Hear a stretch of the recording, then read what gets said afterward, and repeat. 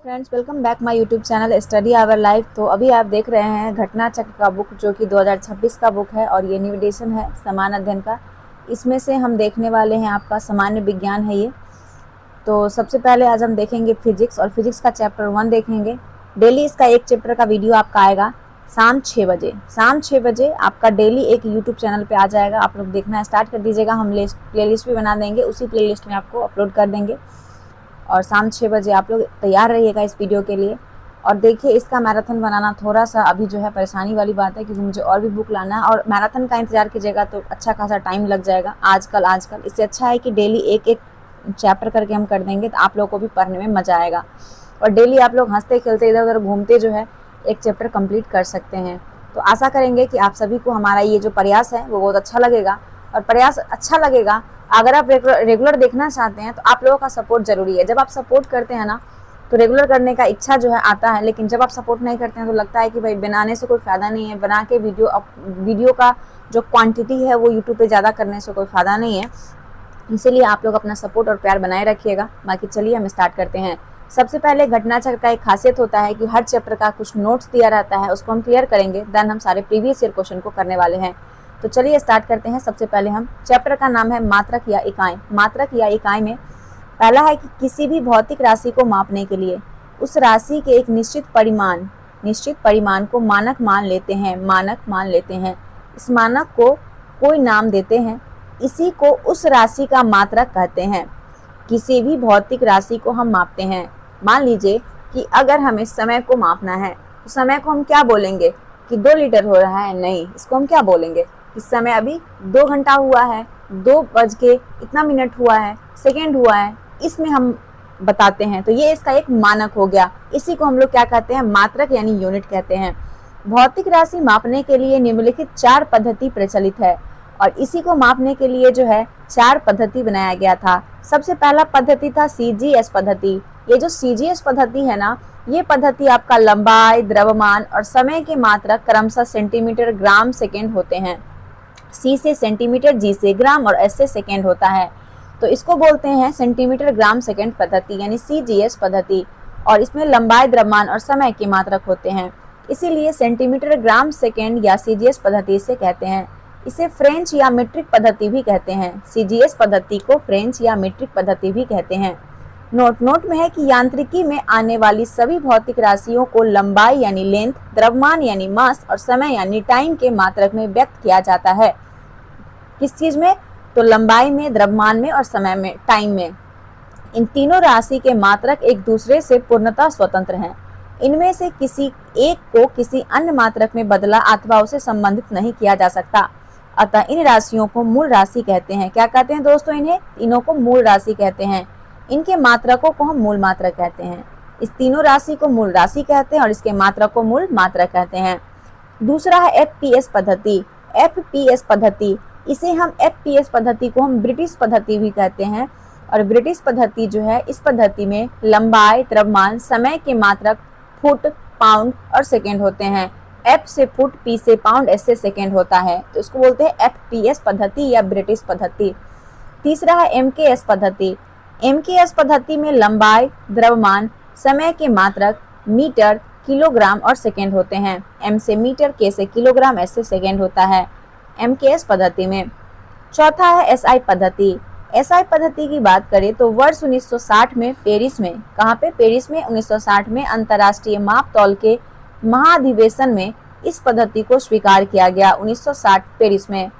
वर्तमान में इसी पद्धति का प्रयोग किया जाता है और इस पद्धति में 7 मूल मात्रक होते हैं। और ये 7 मूल मात्रक याद रखना बहुत ज़रूरी है, तभी आप किसी का डायमेंशन निकाल सकते हैं या फॉर्मूला आप ज्ञात कर सकते हैं। तो सबसे पहले हम 7 जो मूल मात्रक है इसको समझते हैं। सबसे पहला है लंबाई। लंबाई का मूल मात्रक होता है मीटर। मीटर को हम M, स्मॉल m से संकेत में करते हैं, हिंदी में मी। द्रव्यमान, द्रव्यमान का किलोग्राम होता है। द्रव्यमान का किलोग्राम यानी kg। समय का सेकेंड, समय सेकेंड, स्मॉल s। उष्मागतिकी की ताप, उष्मागतिकी की ताप का SI मात्रक केल्विन होता है, कैपिटल K।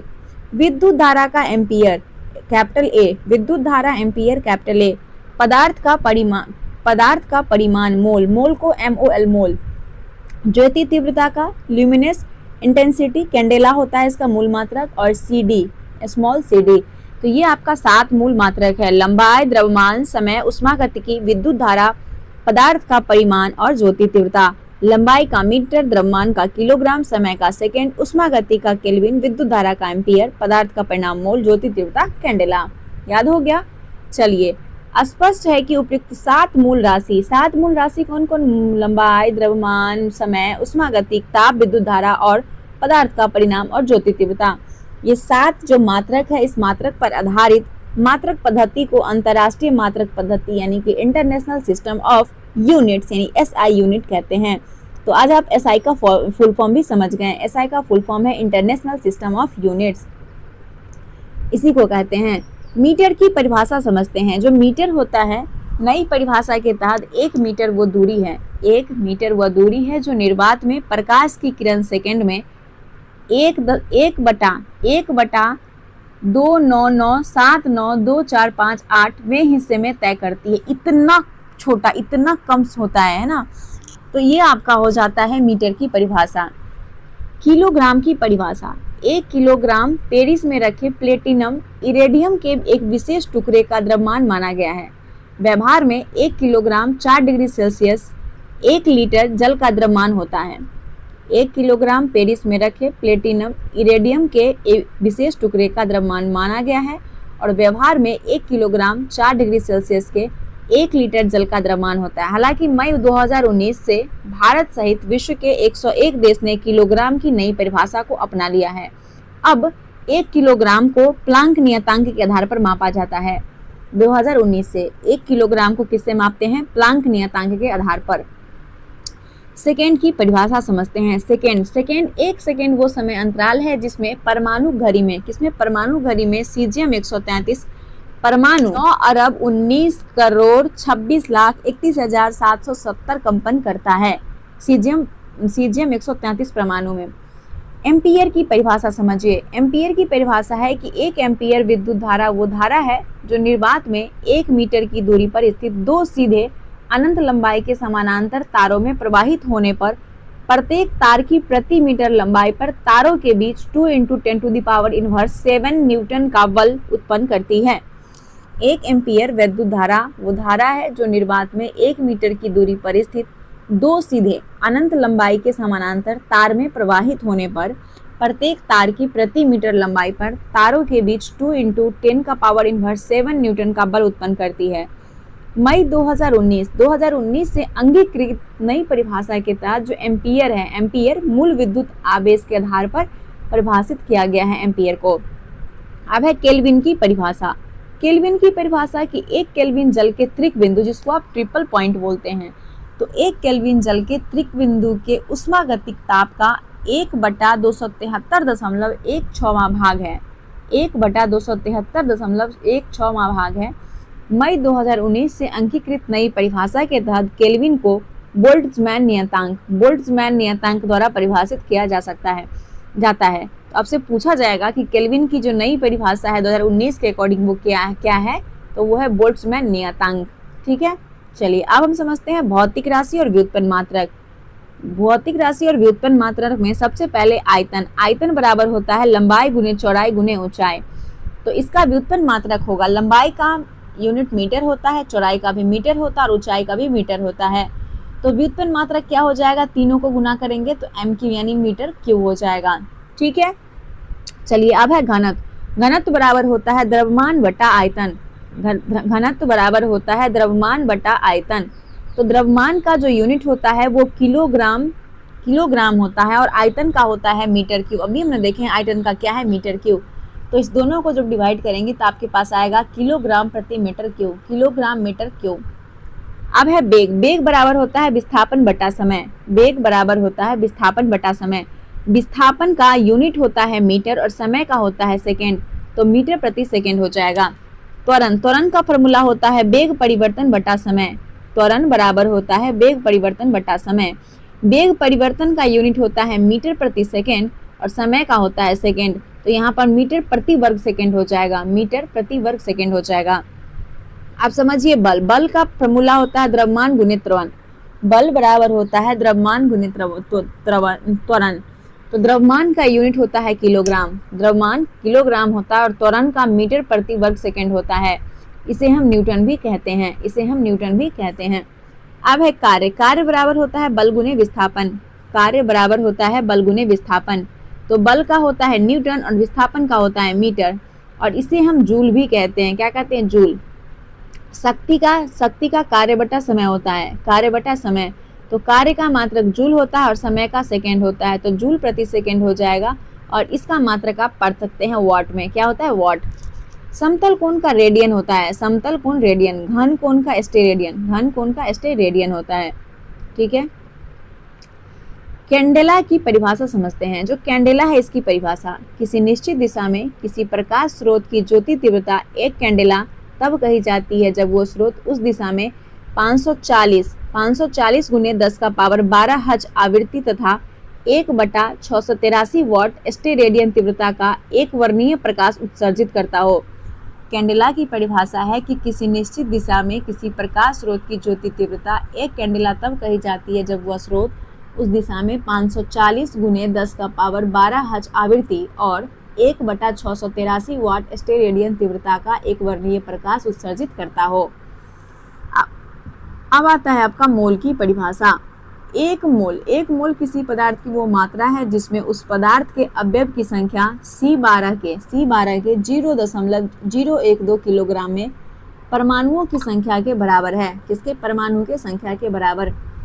मई 2019 से अंकीकृत नई परिभाषा के तहत मोल को अवगाद्रो नियतांक होता है 6.022 × 10 to the power inverse 23, 6.022 × 10 to the power 23 होता है अवगाद्रो नियतांक। इसे परिभाषित किया जाएगा।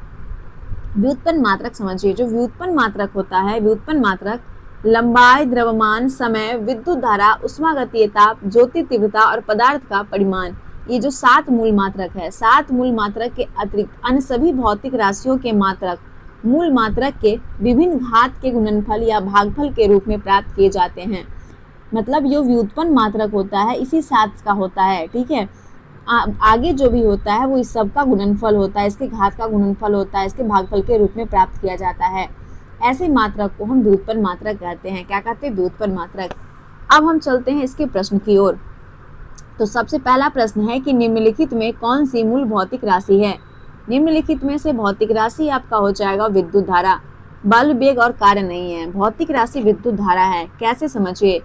लंबाई, द्रव्यमान, समय, उष्मागतिक ताप, विद्युत धारा, ज्योति तीव्रता, पदार्थ का परिमाण 7 मूल भौतिक राशि है। 7 और मूल राशियों के मात्रक एक दूसरे से पूर्णतः स्वतंत्र हैं। इनमें से किसी एक को किसी अन्य मात्रक में बदला अथवा उसे संबंधित नहीं किया जा सकता है। चलिए अगला है दूसरा शक्ति।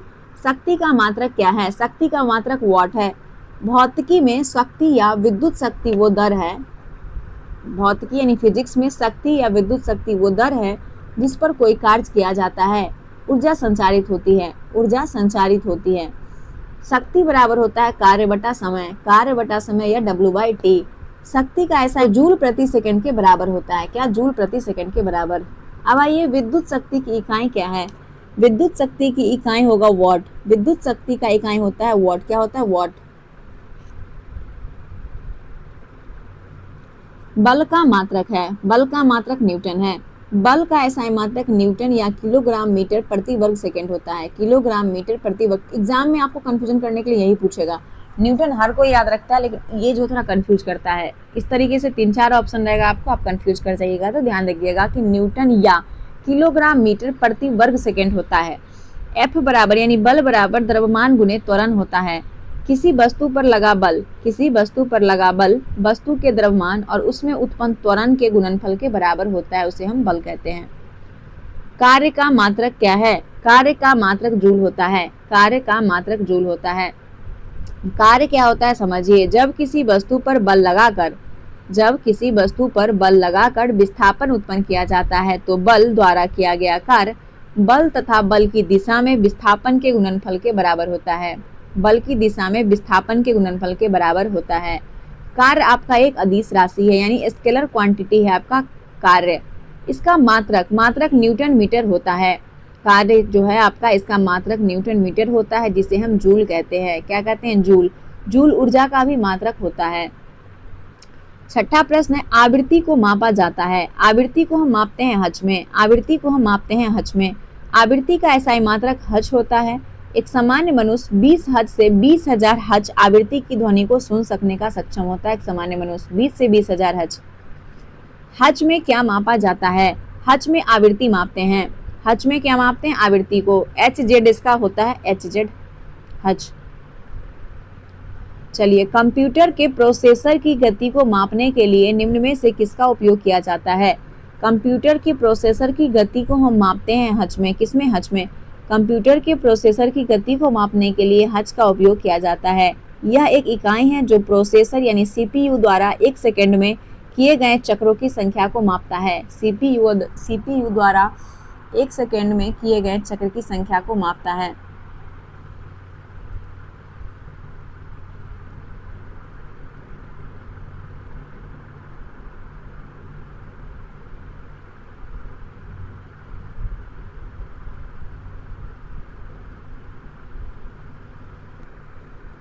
चलिए अगला देखिएगा। अगला है कि गीगाहर्ट्ज, जी से आपका गीगाहर्ट्ज शब्द कंप्यूटर की किस विशेषता का सूचक है?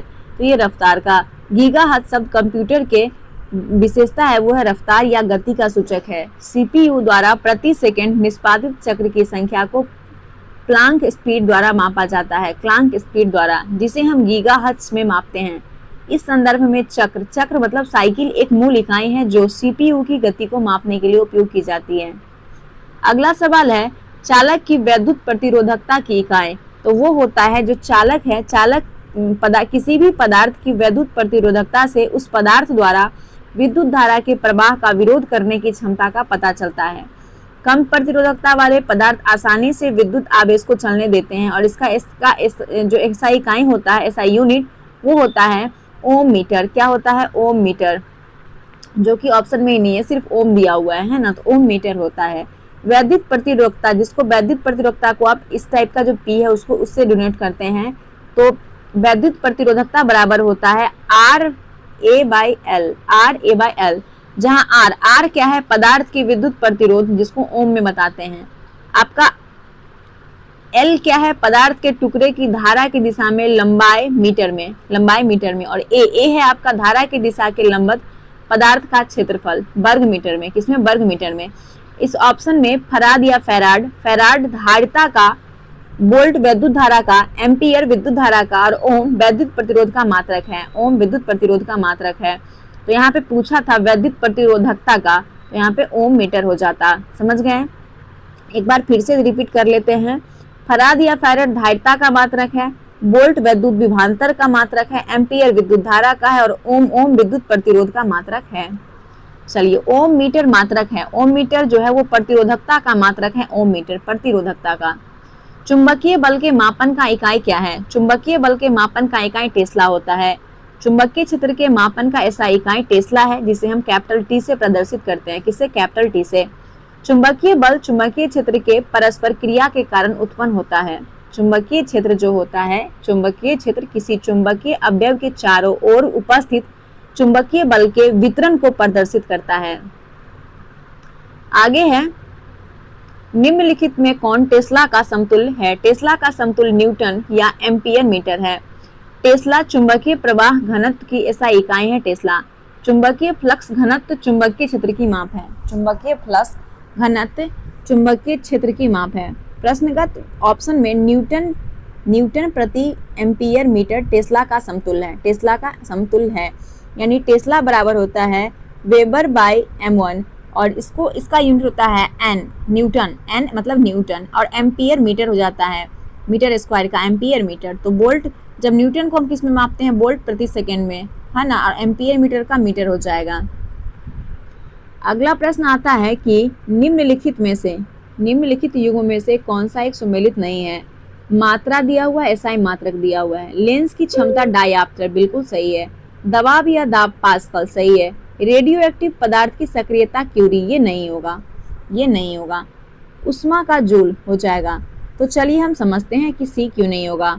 किसी रेडियो एक्टिव पदार्थ की सक्रियता से तात्पर्य क्या है? किसी रेडियो एक्टिव पदार्थ की जो सक्रियता होती है इसका तात्पर्य है कि प्रति इकाई समय में अपक्षय होने वाले नाभिक की संख्या से एसआई प्रणाली में इसकी इकाई वेकुरल है। क्या है? वेकुरल। क्यूरी इसका पुराना और गैर एसआई मात्रक है ना। अगला प्रश्न आता है, प्रकाश वर्ष इकाई है। प्रकाश वर्ष इकाई है दूरी का। प्रकाश वर्ष इकाई किसका है? दूरी का। प्रकाश द्वारा एक वर्ष में तय की गई दूरी को एक प्रकाश वर्ष कहते हैं, यानी लाइट ईयर कहते हैं। और एक प्रकाश वर्ष बराबर होता है 9.46 × 10⁻15 मीटर। एक प्रकाश वर्ष बराबर होता है। अगला प्रश्न है 16 नंबर कि प्रकाश वर्ष होता है। प्रकाश वर्ष जो होता है, प्रकाश वर्ष द्वारा एक वर्ष में चली गई दूरी होता है।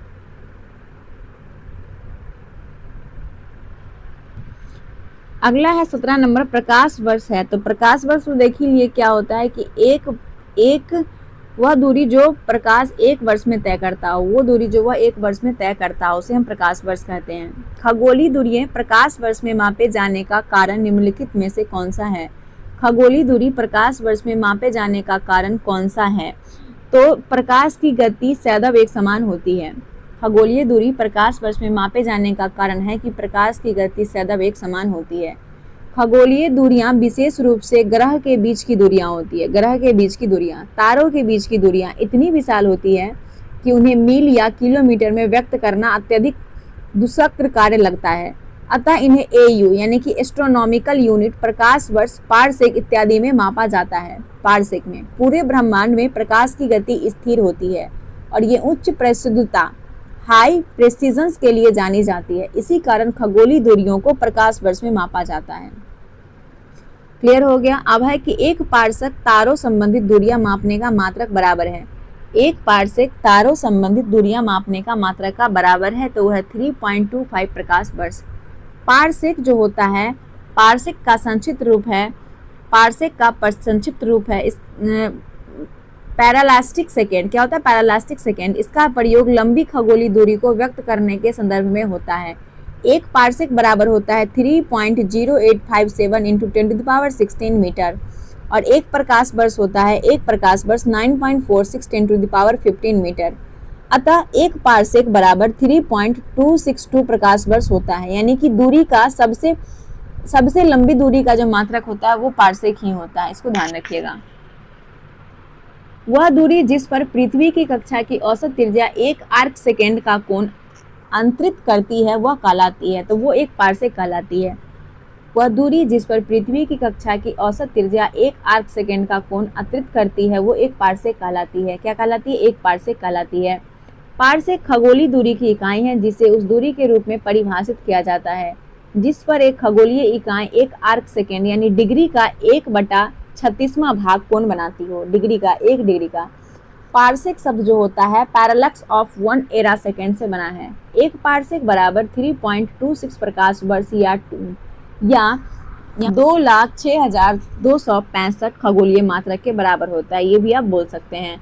अतः परिभाषा के अनुसार वो दूरी जिस पर पृथ्वी की कक्षा की औसत त्रिज्या एक आर्क सेकेंड का कोण अंतरित करती हो वह एक पारसेक के रूप में परिभाषित हो जाता है। एक पारसेक के रूप में पारसेक मात्रक है दूरी का।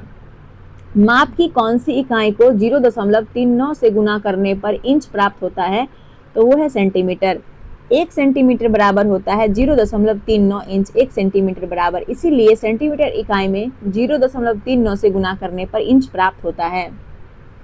अब है 6 फीट लंबे व्यक्ति की ऊंचाई नैनोमीटर में कैसे व्यक्त की जाएगी? तो मान लीजिए कोई 6 फीट का व्यक्ति है, इसे आपको अगर नैनोमीटर में व्यक्त करना है तो 183 गुने 10⁻7 नैनोमीटर से गुना करेंगे, क्योंकि 1 नैनोमीटर बराबर क्या होता है? 1 नैनोमीटर बराबर 10⁻�9 मीटर होता है। और 1 फीट बराबर 0.3048 होता है। 3048 मीटर होता है। 1 फीट बराबर क्या होता है? 1 फीट बराबर 30.48 गुने 10⁻7 नैनोमीटर होता है। और 6 फीट बराबर होता है 6 × 30.48 × 10⁻7 नैनोमीटर, है ना, या 183 गुने 10⁻7 नैनोमीटर। 183 गुने 10⁻7 नैनोमीटर। 1 नैनोमीटर बराबर होता है, 1 नैनोमीटर बराबर 10 का पावर इनवर्स 7 सेंटीमीटर। एक नैनोमीट्रिक प्रणाली में लंबाई मापन की इकाई है जो 1.0 into 10 to the power inverse 9 metre के समतुल्य है। किसको? इनवर्स 9 मीटर के। तो 1 नैनोमीटर बराबर होता है 1.0 गुने 10 का पावर इनवर्स 9 मीटर, या 1 मीटर बराबर होता है 100 सेंटीमीटर। इसीलिए 10 का पावर इनवर्स 9 मीटर बराबर 10 का स्क्वायर गुने 10 का पावर 9 सेंटीमीटर, यानी 10 का पावर इनवर्स 7 सेंटीमीटर हो जाएगा। चलिए अगला देखते हैं क्वेश्चन नंबर आपका 25। निम्नलिखित में कौन सा सही है? 1 मीटर बराबर 10 का पावर 90 नैनोमीटर गलत है, ये भी नहीं होगा, ये होगा 9 वाला होगा। 1 मीटर बराबर 10 का पावर 9 नैनोमीटर।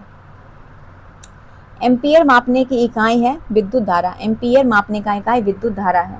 यदि किसी चालक तार में 1 एम्पियर की धारा प्रवाहित हो रही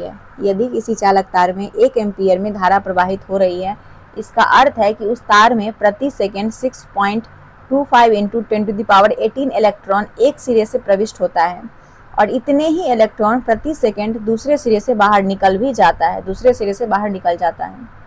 मेगावाट बिजली के नापने की इकाई है जो उत्पादित की जाती है। मेगावाट बिजली के नापने की इकाई है जो विद्युत उत्पादन केंद्र में उत्पन्न की जाती है। 1 मेगावाट 10 का पावर 6 मिलियन वाट के बराबर होता है। अगला है कि सूची 1 को सूची 2 से सम्मिलित करें और नीचे दिए गए कूट के प्रयोग से सही उत्तर बताइए। भौतिक राशि और इकाई दिया हुआ है। तो चलिए इसे मिला लेते हैं। सबसे पहले यहाँ पे दिया है कि त्वरण का हो जाएगा आपका मीटर प्रति वर्ग सेकेंड। बल का हो जाएगा न्यूटन। कृत्य का जूल और आवेग का न्यूटन सेकेंड। आंसर डी हो जाएगा। त्वरण किसी गतिमान वस्तु के बेग में प्रति एकांक समय अंतराल में होने वाला परिवर्तन है और इसका मात्रक मीटर प्रति वर्ग सेकेंड होता है त्वरण का। बल का मात्रक न्यूटन होता है, आवेग का मात्रक न्यूटन सेकेंड होता है और कार्य का मात्रक जूल होता है। निम्नलिखित एसआई यूनिट में कौन सी सही सम्मिलित नहीं है? कार्य का जूल, बल का न्यूटन, द्रव्यमान का किलोग्राम, दाब का डाइन, ये नहीं होगा, गलत है। दाब का डाइन नहीं होगा, दाब का पास्कल होगा। दाब का मात्रक पास्कल होता है। सीजीएस प्रणाली में बल का मात्रक डाइन होता है। अब है कि सूची 1 को सूची 2 से सम्मिलित कीजिए। इकाई है और प्रांचल दिया हुआ, इकाई और प्रांचल आपको मैच करना है, ठीक है। तो सबसे पहले देखिएगा वॉट का हो जाएगा आपका शक्ति। नॉट हो जाएगा समुद्री जहाज की गति। नॉटिकल मील हो जाएगा नौ संचालन। और कैलोरी आपका हो जाएगा, कैलोरी हो जाएगा आपका उष्मा का। तो आंसर सी हो जाएगा। शक्ति का मात्रक जूल प्रति सेकंड होता है, जूल प्रति सेकंड। वाट के रूप में परिभाषित किया जाता है। नॉट समुद्री जहाज की गति नापने की इकाई है नॉट। नौ संचालन में प्रयुक्त दूरी को नॉटिकल मील में मापते हैं। कैलोरी उष्मा की मापने की इकाई है कैलोरी। नॉट समुद्री जहाज और नॉटिकल मील जो है वो नौ संचालन की, यही तो मैं बताई थी ना।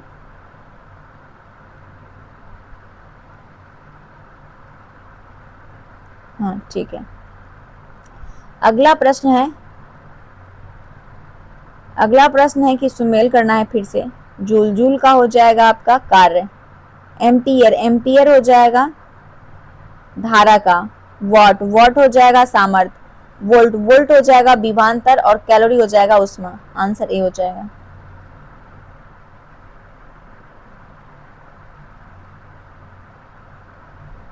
जूल कार्य एवं ऊर्जा का मात्रक है। एम्पियर वाट वोल्ट एवं कैलोरी क्रमशः धारा सामर्थ्य विभवांतर उष्मा के मात्रक है।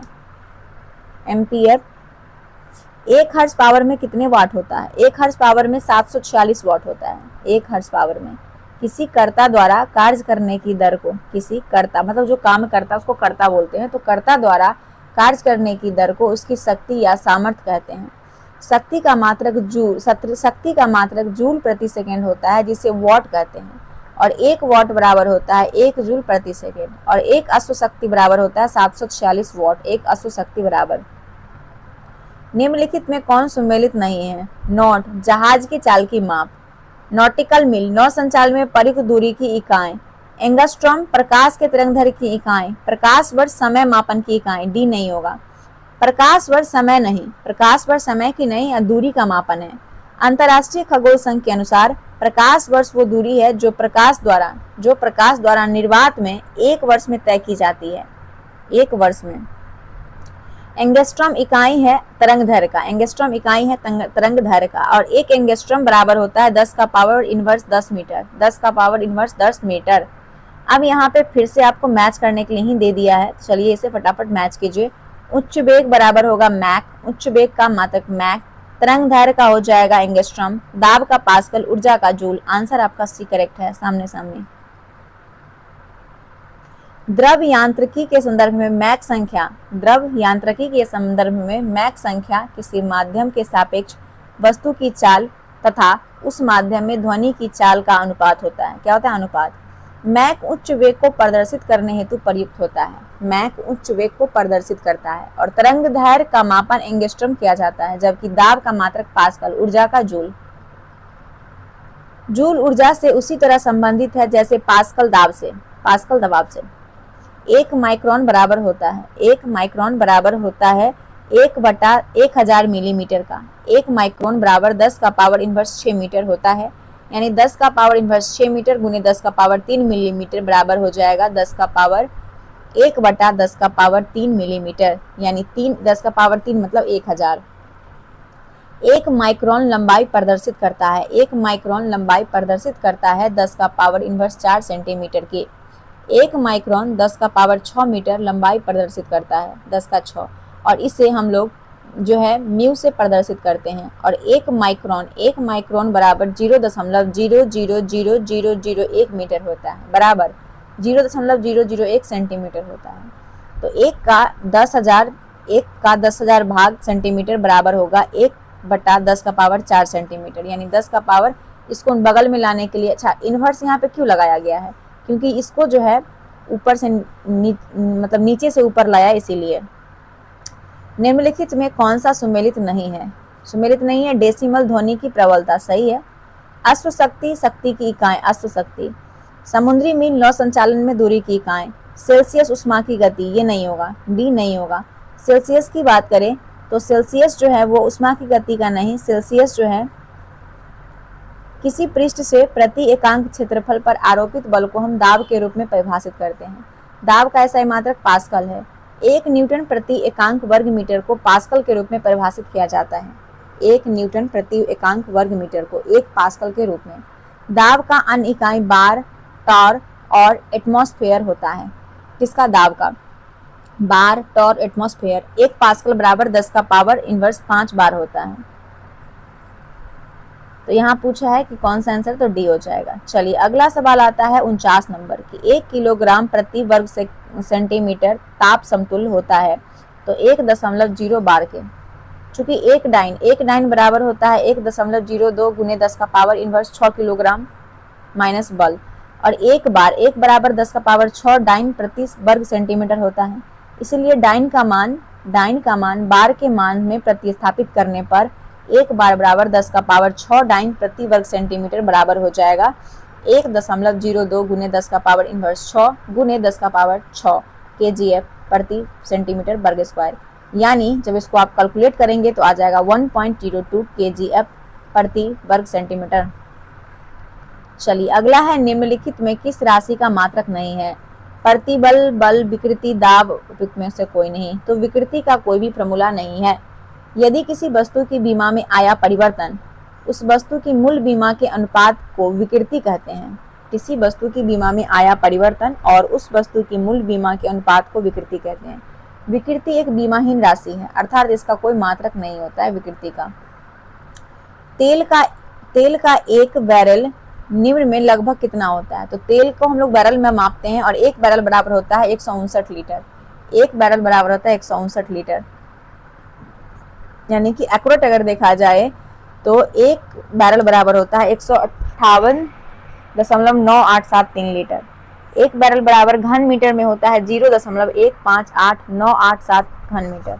एक बैरल जो है एक बैरल बराबर गैलन में मापेंगे तो 42 यूएस गैलन होता है और एक बैरल यूके गैलन होता है 34.9723 यूके गैलन एक बैरल बराबर। लंबाई की न्यूनतम इकाई है फॉर्मीमीटर है, लंबाई का न्यूनतम इकाई फॉर्मीमीटर। 1 माइक्रोन बराबर 10 का पावर 6 मीटर, 1 नैनोमीटर बराबर 10 का इनवर्स 9 मीटर, 1 नैनोमीटर 1 एंगस्ट्रॉन 10 का पावर इनवर्स 10 मीटर, 1 फॉर्मीमीटर 10 का पावर 15 मीटर। हाँ चलिए 53 नंबर प्रश्न देखिएगा। यहाँ पे भी मैच ही करना है आपको, ठीक है। क्यूसेक, क्यूसेक बराबर होता है आपका प्रवाह की दर, क्यूसेक प्रवाह की दर बाइट, बाइट हो जाएगा आपका कंप्यूटर का वाइट। रिएक्टर, रिएक्टर होगा भूकंप की तीव्रता, बार दाब का मात्रक, बार। आंसर हो जाएगा कौन सा, बी। जल प्रवाह की दर मापने के लिए हम लोग क्यूबिक फीट प्रति सेकंड का उपयोग करते हैं। जल की प्रवाह दर मापने के लिए क्यूबिक फीट प्रति सेकंड यानी क्यूसेक का। कंप्यूटर के संदर्भ में बाइट डिजिटल सूचना की इकाई है, बाइट। रिएक्टर भूकंप की तरंगों की तीव्रता मापने की गणितीय पैमाना है रिएक्टर। बार, बार दाब की इकाई है और ये 100 किलो यानी 10 का पावर 5 पास्कल के बराबर होता है। क्यूसेक में मापा जाता है, क्यूसेक में जल का बहाव मापा जाता है। क्यूसेक में क्या मापा जाता है, जल का बहाव, क्यूसेक में जल का बहाव। एनटीयू मापने की इकाई है, तो एनटीयू जो है वो जल की अविलयता यानी कि टर्बिडिटी को मापने का यूनिट है। एनटीयू नेफ्लोमेट्रिक टर्बिडिटी यूनिट से है और ये किसी तरल पदार्थ की अविलता, किसी भी तरल पदार्थ की अविलता या जल में निलंबित कण की उपस्थिति को मापने के लिए प्रयोग करने वाली इकाई है। निम्नलिखित में कौन सी वैल्यू सोलर स्थिरांक का मान 1.4 किलोवाट प्रति मीटर स्क्वायर जो है ये आपका वैल्यू सोलर स्थिरांक मान है। सोलर यानी सौर स्थिरांक पृथ्वी के वायुमंडल के ऊपरी सतह के प्रति इकाई क्षेत्रफल पर प्रति सेकंड प्राप्त होने वाली सौर ऊर्जा का मात्रक है। किसका, सौर ऊर्जा का। सौर स्थिरांक को सौर विकिरण के प्रवाह घनत्व के रूप में परिभाषित किया जाता है और यह एक वास्तविक स्थिरांक नहीं है, यह एक वास्तविक स्थिरांक नहीं है, इसमें समय के साथ परिवर्तन संभव है। नासा के अनुसार सोलर स्थिरांक के मान की परास 1.318 किलोवाट प्रति वर्ग मीटर से 1.422 किलोवाट प्रति वर्ग मीटर जो कि नॉमिनल यानी कि 1.368 किलोवाट प्रति मीटर होती है। अतः निकटतम आंसर आपका जो दिया है वो बी दिया हुआ है, इसलिए आंसर बी लगा हुआ है।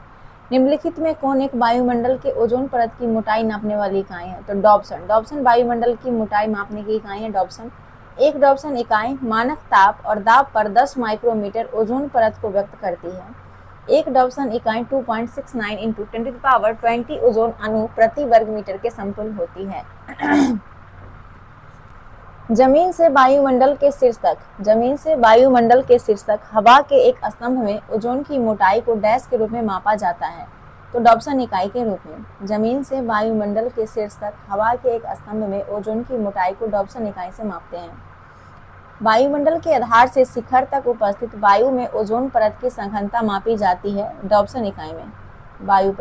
वायुमंडल में ओजोन परत की सघनता को मापने के लिए डॉप्सन इकाई का उपयोग किया जाता है और ये इकाई ओजोन की परत में उपस्थित ओजोन की मात्रा को दर्शाती है। किसकी, ओजोन को मात्रा का। और एक डॉप्सन इकाई का मतलब है कि यदि ओजोन को समान दबाव और तापमान पर संकेंद्रित किया जाए तो वह 0.01 मिलीमीटर मोटा होता है। कितना, 0.01 मिलीमीटर।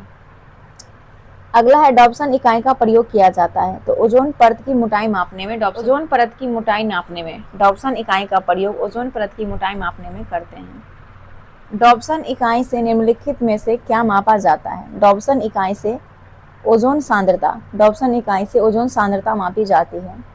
सेकेंड आपका आता है मापक यंत्र एवं पैमाने, जो कि कल के वीडियो में आएगा। होप सो वीडियो पसंद आया होगा, वीडियो पसंद आए तो लाइक कर दीजिएगा। मिलते हैं नेक्स्ट वीडियो में, तब तक के लिए धन्यवाद। जय हिंद, जय भारत।